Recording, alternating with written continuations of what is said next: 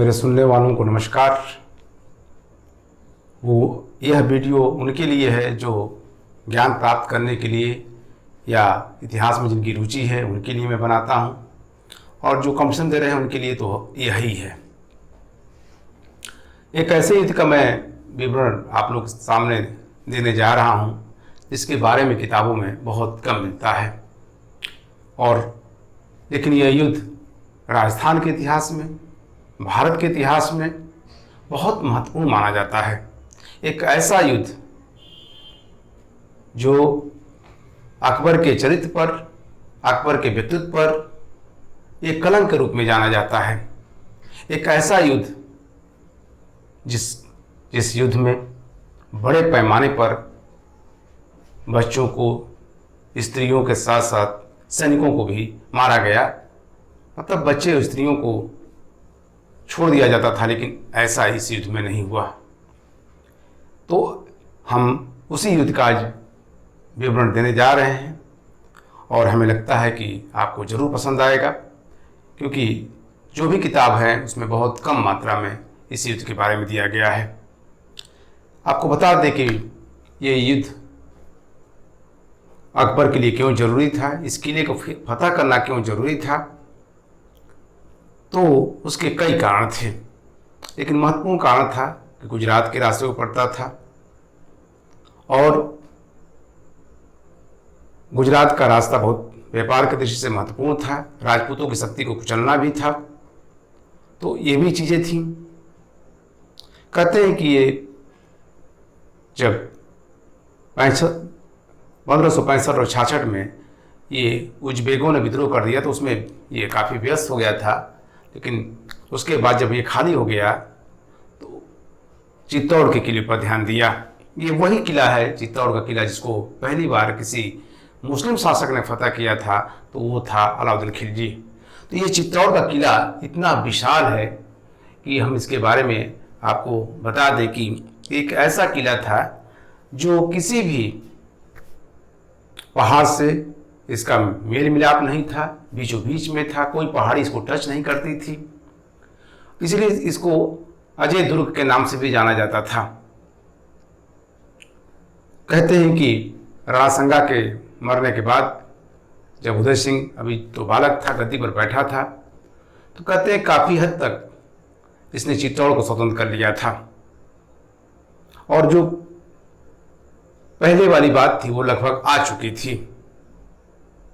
और यही नहीं बल्कि उदय सिंह मुगलों को मलिन विदेशी कह करके संबोधित भी किया था। यही नहीं बल्कि आमेर के राजा भारमल ने जो वैवाहिक संबंध किए थे अकबर से, उसकी भी इसने कटु शब्दों में आलोचना किया था। दूसरे, बाज बहादुर को उदय सिंह ने शरण दे रखा था, इससे भी अकबर नाराज था।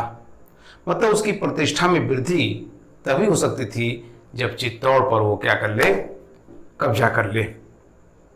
और आप जानते हैं कि अकबर उसमें बहुत ताकतवर हो चुका था। निश्चित है कि ये एक ऐसा युद्ध था, ऐसा विजय था जिसके बारे में तमाम इतिहासकारों ने कहा है, अबुल फजल जैसे लोगों ने कहा, जिसकी हम चर्चा भी आगे बताएंगे। आखिर में क्या था ये युद्ध? दरअसल चित्तौड़ को जीतने के लिए उसने बहुत बढ़िया से तैयारी किया और सितंबर में ही 1567 में ये चल पड़ा। और जाने से पहले कहते हैं कि वहाँ के राजा जो उदय सिंह थे, अपने सरदारों से लगता है कि मंत्रणा किए होंगे, और सरदारों ने सोचा होगा कि मुगलों से टक्कर लेना आसान नहीं है, अगर कुछ हो जाएगा तो बहुत दिक्कत हो जाएगी। तो उदय सिंह को इन लोगों ने वहाँ से उनके परिवार को खजाना सहित अरावली पहाड़ियों में, घने जंगलों में कहीं छिपा दिया। कर्नल टाड ने आलोचना करता है कि उदय सिंह डरपोक था, कायर था, लेकिन ऐसी कोई बात नहीं थी। अगर ऐसा रहता तो वो इन लोगों के बारे में ऐसी बातें नहीं कहता। खैर, जो भी हो, उदय सिंह चले गए और अपने दो जाबाज सैनिकों को किले का भार दे दिया, और वो थे जयमल और फत्ता। आपको बता दें कि निजामी कहता है कि जो चित्तौड़ का जो किला था वह बहुत विशाल था और इसकी ऊंचाई 1 कोस थी और इसकी जो लंबाई थी वह 3 कोस थी। 1 कोस में लगभग 1.5 मील होता है। तो इतना ये बृहद क्षेत्र में था, किसी पहाड़ी से टच नहीं करता था और अकबर विशाल सेना लेकर के इसको घेर लिया। कहते हैं कि राजपूतों ने इनसे लोहा लेते रहे और जब ये लोग पास पहुंचते थे वो ऊपर से मार देते थे। औसतन 200 सिपाही रोज मुगल सैनिक मारे जाते थे और उनके एक भी सैनिक नहीं मारे जाते थे। अकबर को लगा कि यार ये तो ऐसे नहीं चलेगा। उसने क्या किया, तराई क्षेत्र से सुरंग बनाने का आर्डर दिया और ऐसा सुरंग जिसमें कम से कम 2 घोड़े आसानी से एकदम चले जाए, हाथी भी चली जाए और उसकी छत भी मजबूत बनवाने के लिए कहा और इसमें 5000 कारीगरों को लगाया और कहते हैं कि पहाड़ों को काट काट करके बनाया जाता था और ये जो बनाने वाले कारीगर होते थे ये बैल का खाल ओढ़े रहते थे, गाय का खाल ओढ़े रहते थे ताकि पता न चले कि मजदूर काम कर रहे हैं।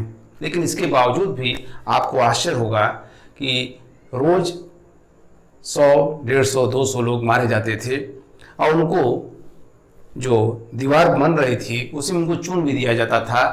मतलब कह सकते हैं कि वो भी ईंटे का काम करते थे। लेकिन ये सुरंग किले तक पहुंच ही गई। भले ही अकबर के काफ़ी नुकसान हुआ लेकिन ये पहुंच गई। कहते हैं कि इसमें बहुत टाइम लगा। आप सोचिए कि सितंबर से शुरू हुआ और ये फरवरी तक आ गया। कहते हैं कि जब किले तक सेना पहुंच गई तो उस किले को जो निचला हिस्सा था तोड़ने के लिए 120 मन बारूद रखा गया और दूसरे हिस्से पर जो द्वार था वहाँ पर 80 मन बारूद रखा गया और कहा जाता है कि सेना को तैयार कर दिया गया था कि जैसे ही विस्फोट कराया जाएगा सेना अंदर पहुंच जाएगी। कभी सपने में भी नहीं सोचे होंगे किले के जो सुरक्षा गार्ड थे, सुरक्षा प्रहरी थे, और जब विस्फोट कराया गया तो कहते हैं कि वो पूरी नींव हिल गई और जो सैनिक पहरेदार थे उनके परखचे उड़ गए। 3 मील तक बताते हैं कि जो पत्थर थे वो उड़ के चले गए थे। 50 कोस तक इसकी गूंज सुनाई दी थी, लोग दहल गए थे। इतना जबरदस्त विस्फोटक था। फिर भी राजपूत सैनिकों के आगे जो है मुगल सैनिक अंदर नहीं प्रवेश कर पाए। किले को लेकिन इन लोगों ने काफ़ी हद तक नुकसान पहुंचा दिया। बहुत बड़ा भाग किले का टूट गया। कहते हैं कि अकबर किले से कुछ दूसरे पहाड़ी पर आराम फरमा रहा था और तभी शाम का वक्त था। देखा कि किले की मरम्मत कोई व्यक्ति आदेश दे रहा है, उसकी मरम्मत करा रहा है। वो समझ गया कि कोई बहुत महत्वपूर्ण व्यक्ति है जो इस तरह से आदेश कर रहा है और वो था जयमल। कहते हैं कि उसने दरअसल अकबर बहुत निशानेबाज भी था।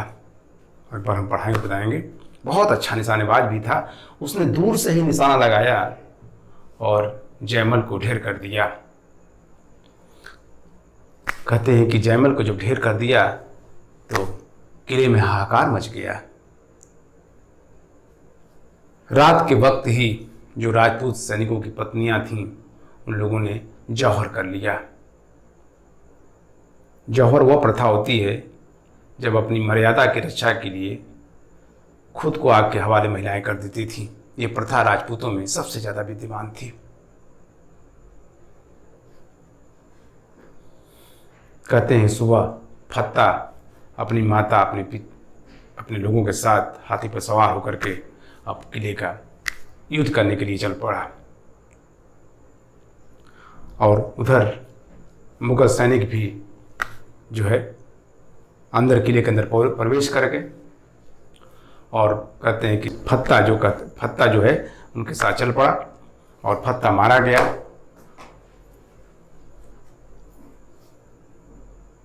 अकबर भी अपने मधुकर,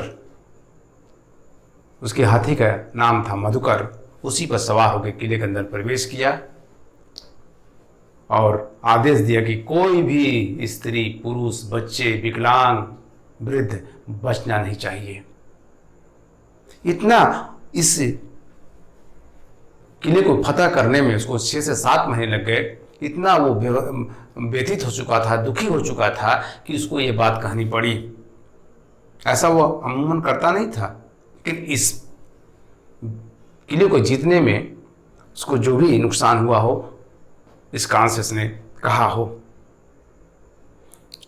कहते हैं कि एक ईश्वर दास चौहान, एक बूढ़ा व्यक्ति बच गया था और उसने सड़कते हुए मधुकर हाथी के पास पहुंचा और पूछा कि ये कौन है। जब सैनिकों ने बताया कि यही बादशाह अकबर हैं, तो उसने कहा कि गुणों के विश्वरूप प्रशंसक को मेरा नमन करने की कृपा करना।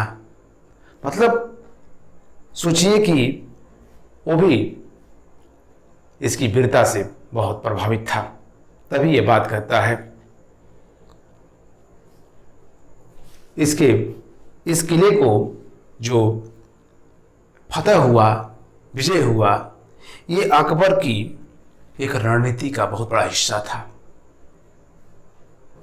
इस किले के बारे में, इस विजय के बारे में अबुल फजल ने बहुत बड़ी बात कही है,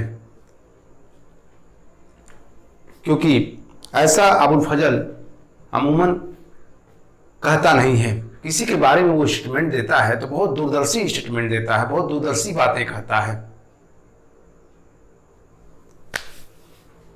क्या देखिए कहता है, क्या कहता है? कहता है कि न देखे होंगे ऐसे युद्ध किसी ने, वृद्धों से भी नहीं सुना होगा ऐसे युद्ध की बाबत। इस और मुठभेड़ में और क्या मैं बोलूं, लाखों मदों में किसी एक मद का वर्ण कैसे कर पाऊंगा। मतलब ये एक ऐसा युद्ध जिसके बारे में ये कहता है कि लाखों मदों में कैसा युद्ध है, ऐसा युद्ध न सुने होंगे, न वृद्धों से सुने होंगे। सोचिए, ये महाभारत से भी बड़ा युद्ध की बात कर देता है। बड़े पैमाने पर लोग हताहत हुए थे। 30,000 से अधिक लोग केवल किले के अंदर मारे गए, और जो मरे, जो दीवार सुरंग बनाने में मरे, उसकी तो बात छोड़ दीजिए, केवल किले के अंदर 30,000 लोग मारे गए। तो इस तरह से इस युद्ध का विवरण अगर किसी ने कहा है तो वह अबुल फजल ने कहा है। तो अबुल फजल ने सोच समझ के कहा है, क्योंकि वो निश्चित है कि देखा होगा, करीब से जानता होगा इस युद्ध के बारे में, इसलिए इस युद्ध के विवरण देता है। तो ये चित्तौड़ का जो किला था उसको फतह किया गया अकबर द्वारा। वो उसके चरित्र पर कलम के रूप में जाना जाता है, इसलिए इस किले के बारे में हमको बताना जरूरी था। ये वही किला था जिसको सबसे पहले राजमुखी जी ने विजित किया था। तो इस तरह से एक घटना थी, एक युद्ध था। चित्तौड़ जो मेवाड़ की राजधानी थी, उसकी चर्चा करना जरूरी था। लेकिन आपको बता दें कि मेवाड़ को फिर आज़ाद कराया उदय सिंह का बेटा राणा प्रताप सिंह। राणा प्रताप सिंह ने कसम खाया था कि जब तक ले मैं वापस अपनी प्रतिष्ठा को नहीं ला दूंगा, तब तक मैं थाली में रोटी नहीं खाऊंगा और बिस्तर पर सोऊंगा नहीं। अगला जो वीडियो होगा हमारे राणा प्रताप पे होगा, जिसकी हम चर्चा करेंगे। हमें निश्चित है कि वीडियो आपको पसंद आया होगा, और आप इसी तरह से हमारी अगर कोई वीडियो अच्छा लगे तो उसको कमेंट करिए। हमारे लिए यही आपका पुरस्कार है। धन्यवाद।